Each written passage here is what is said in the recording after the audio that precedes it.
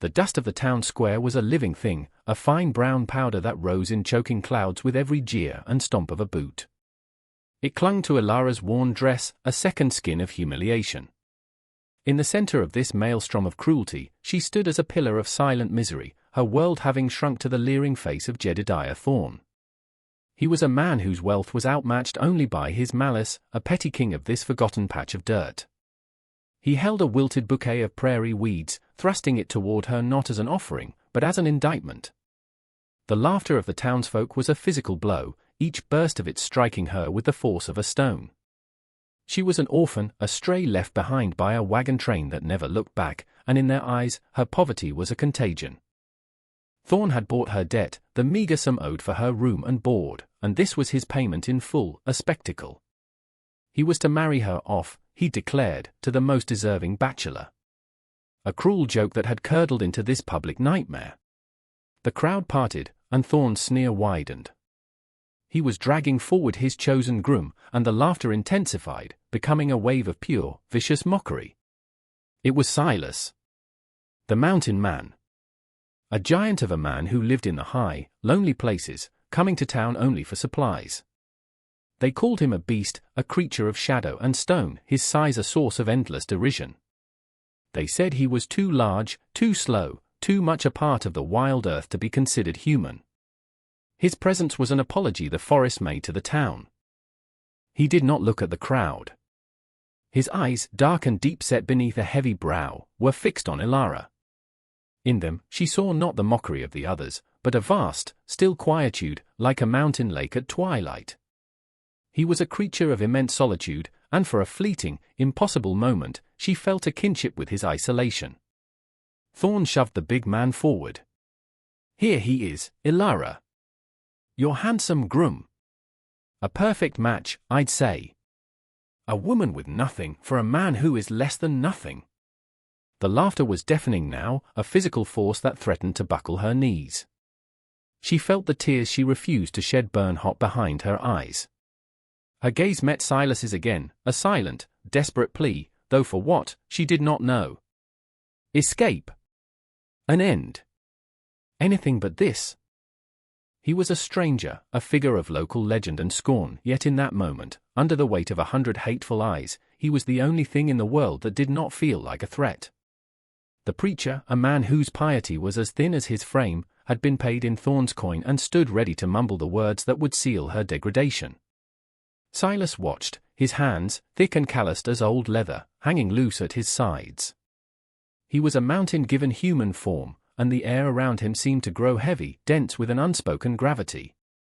As Thorne roughly grabbed Ilara's arm to pull her closer to the mock altar, a barrel set on its end, Silas took a single, deliberate step forward. The ground seemed to shudder beneath his weight. The laughter faltered, dying in throats as a new tension, sharp and cold, sliced through the festive cruelty. A low growl, more vibration than sound, emanated from Silas's chest. It was the sound of shifting rock, of ancient things disturbed. "No," he said. The word was not loud, but it possessed a weight that silenced the entire square. It was a simple, flat declaration, an irrefutable fact. Thorne turned, his face a mask of incredulous fury. "What did you say, you overgrown ox? You'll do as you're told.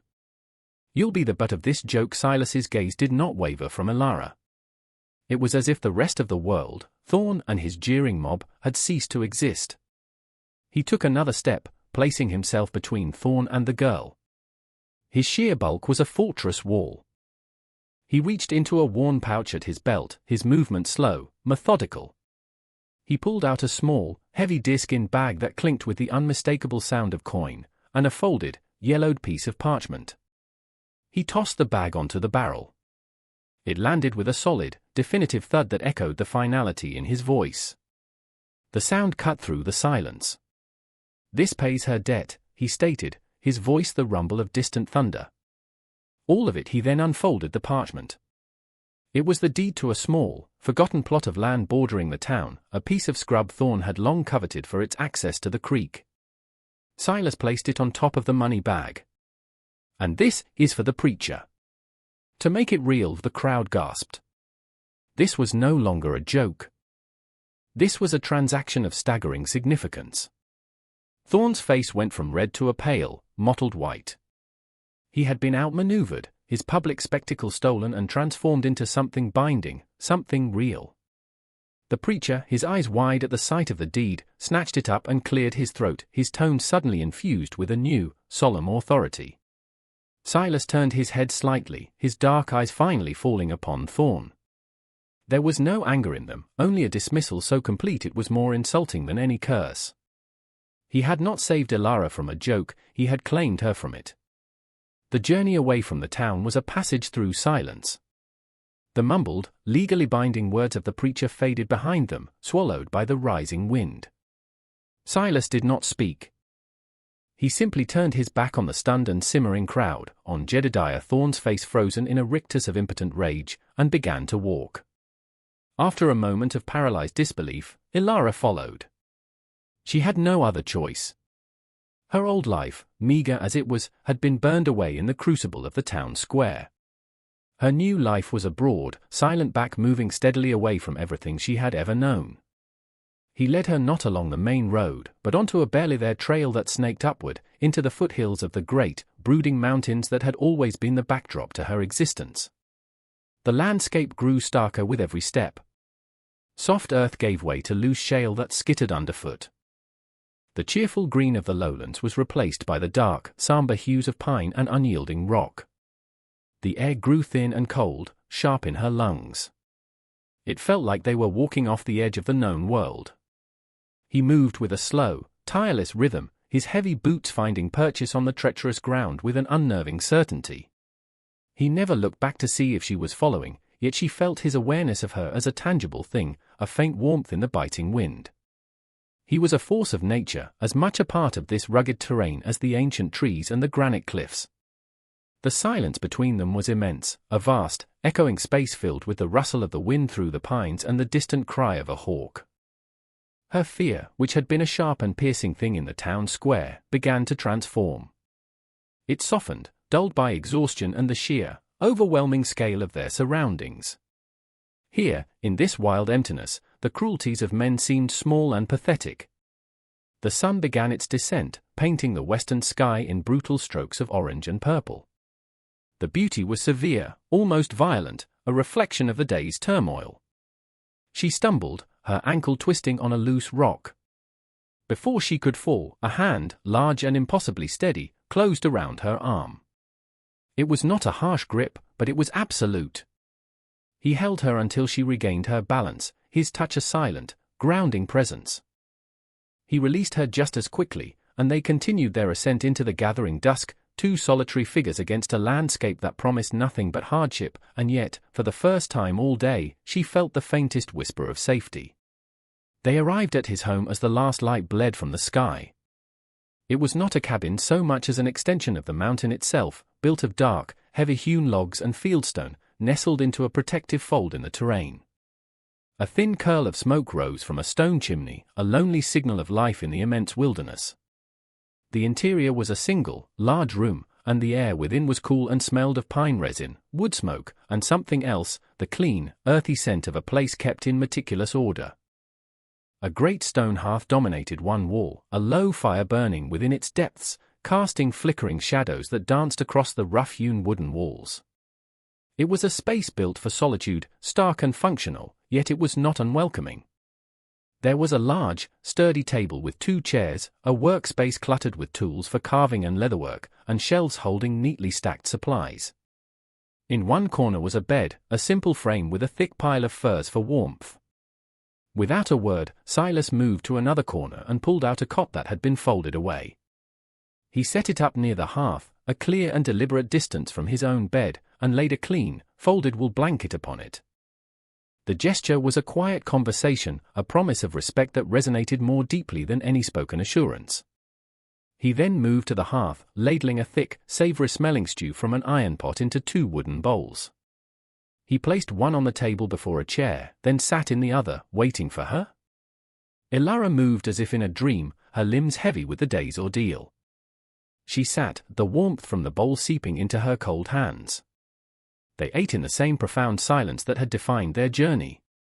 The only sounds were the crackle of the fire and the scrape of spoons against wood. She watched him across the flickering firelight. His face, which had seemed merely large and impassive in town, was revealed here in its own element to be a landscape of quiet sorrow.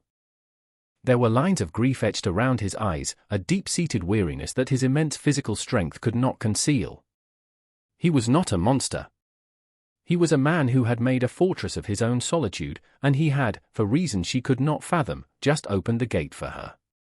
The days that followed fell into a rhythm dictated by the sun and the seasons, a silent choreography of survival.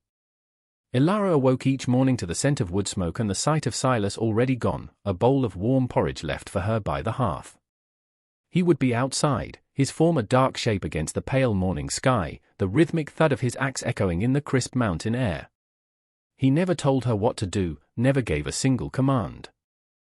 He simply worked, a constant, moving force that kept their small world turning. In this absence of expectation, Ilara began to find her own purpose. She discovered a small, fallow plot of earth behind the cabin, choked with weeds but blessed with southern sun. It was a place of neglect, a forgotten possibility. She began to clear it, her hands, soft from a life of town-bound mending, soon becoming raw and chapped. She worked with a fierce, quiet determination, pulling stones and stubborn roots from the soil, her labor a silent answer to his. He noticed. One morning, she found a set of old, well-cared-for gardening tools laid neatly beside the plot, a spade, a hoe, a trowel. He had said nothing, but the message was clear. The garden was hers. Their communication became a language of objects and actions. When she tore her dress on a thorny bush, she returned to the cabin to find a small sewing kit on the table, complete with sturdy thread. When he returned from a hunt, weary and stained with travel, he would find a basin of hot water waiting for him by the fire. A silent offering for a silent provision. Weeks bled into a month. The raw terror she had felt on the journey up the mountain slowly, imperceptibly, dissolved. It was replaced by a fragile, tentative sense of peace, a feeling so alien she barely recognized it. She learned the landscape of his silence. She could tell by the set of his shoulders if the hunt had been successful, by the way he mended a strap whether his thoughts were troubled. One evening, as she sat by the fire, mending one of his shirts, her fingers brushed against something hard tucked deep inside a pocket. It was a small object, carved from pale wood, worn smooth with countless touches. It was a bird, a tiny, perfect wren with its head cocked as if listening. She saw him from the corner of her eye, watching her.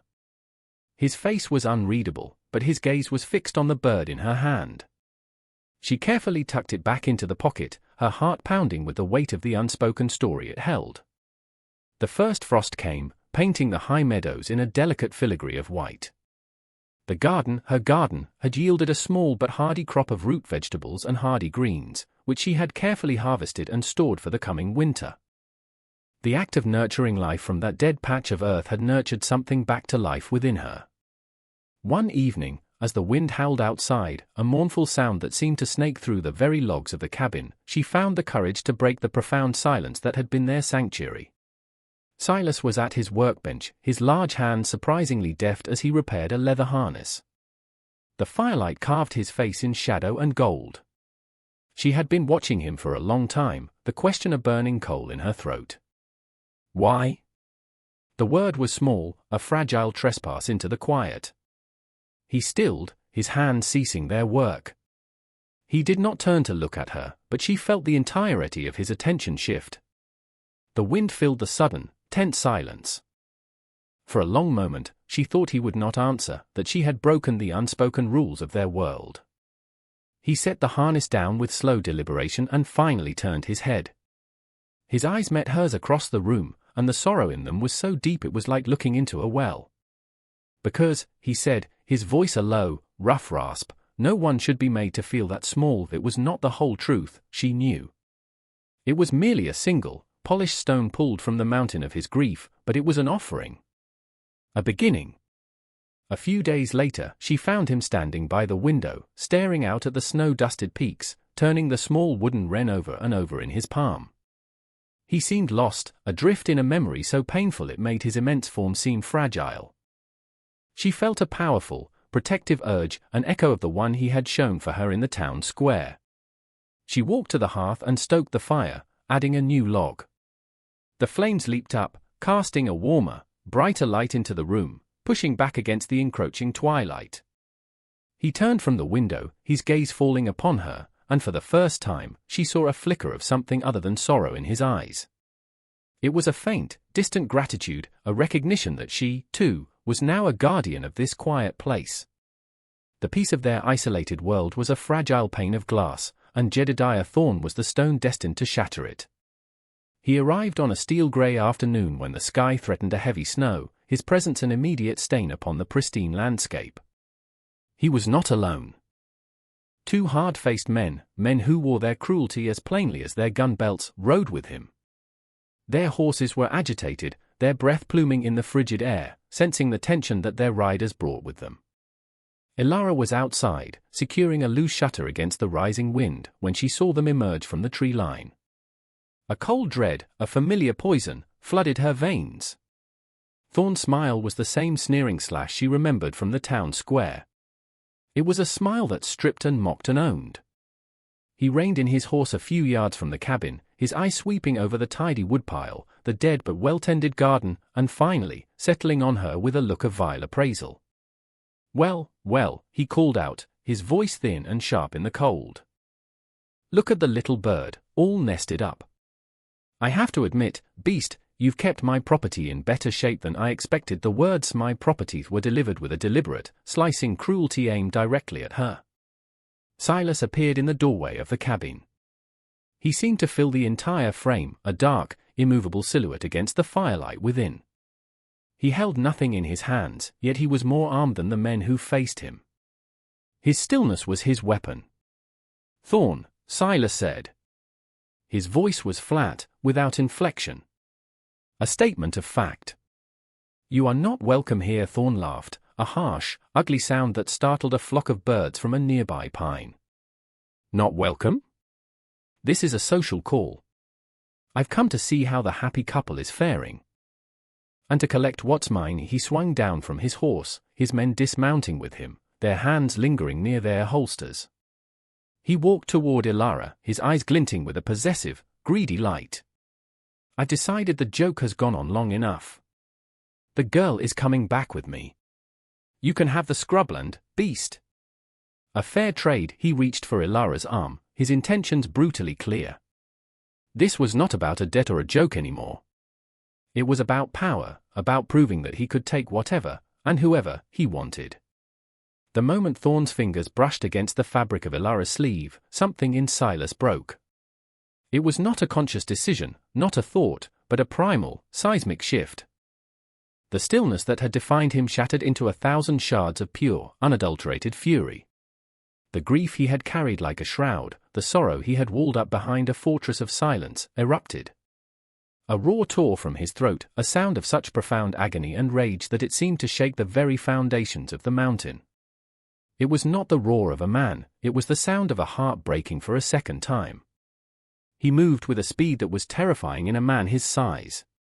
He crossed the space between the doorway and Thorne in 2 immense strides, a blur of motion.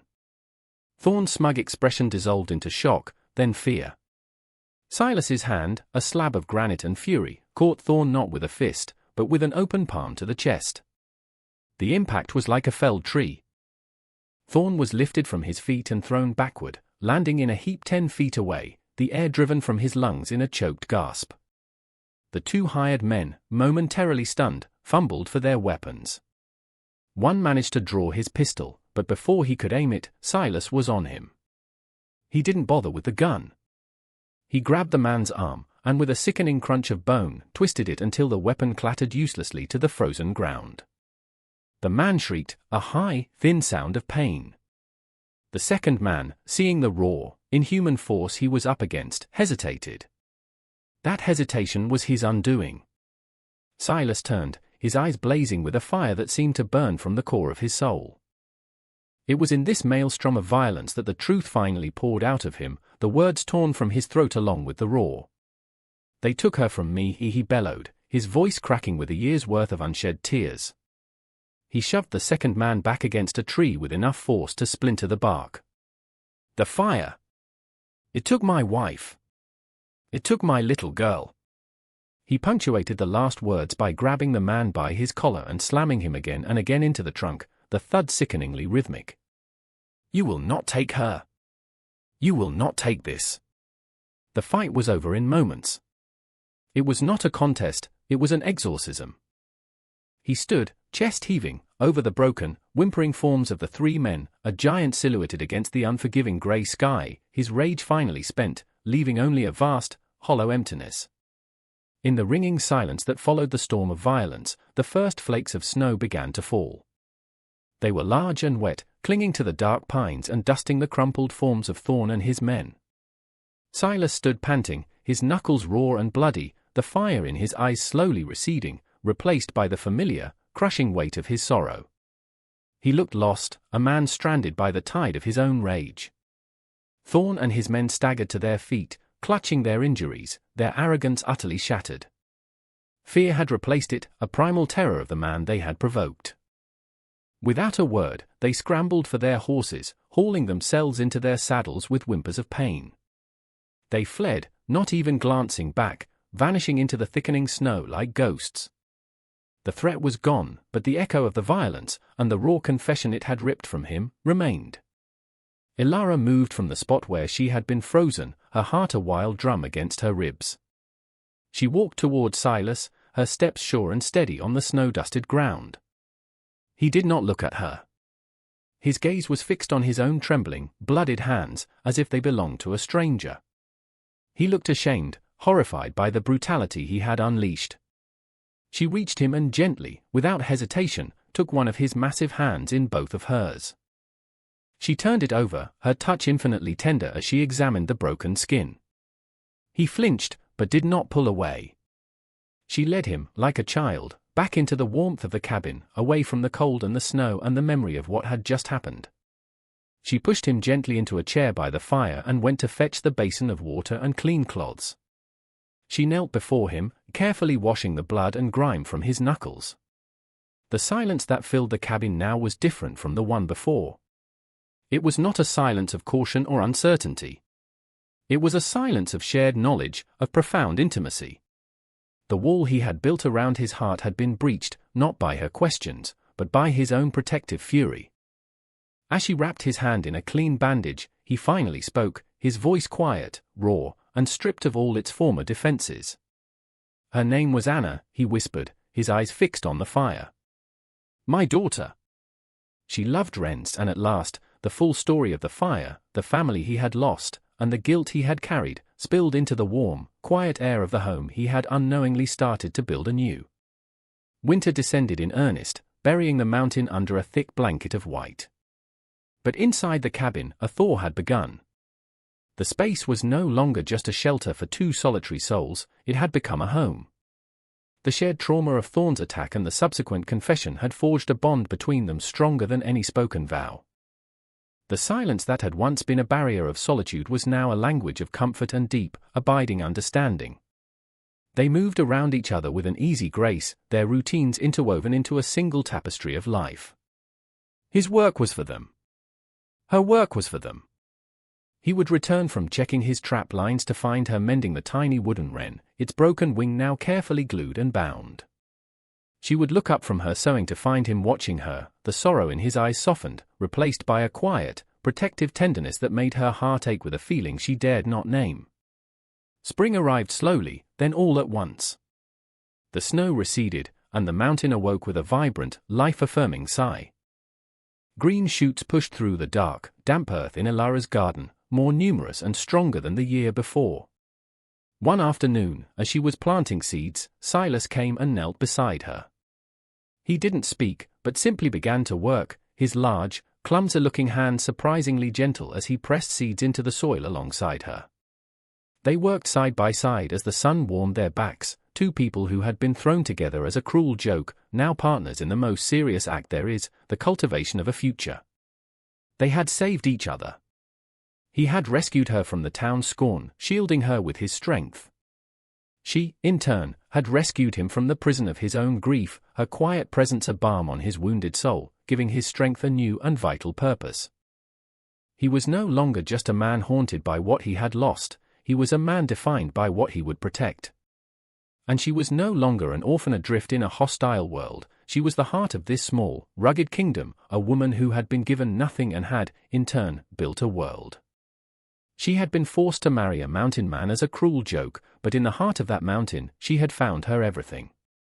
What do you believe truly forges a bond between two people? Is it the words spoken in a ceremony, the laws written in a book, or is it the unspoken promises kept in the quiet moments, the shared struggles, and the mutual act of saving one another from the wilderness of the world? Let me know your thoughts in the comments below. And for more stories that explore the depths of the human heart, be sure to like this video and subscribe to the channel. Thank you for listening.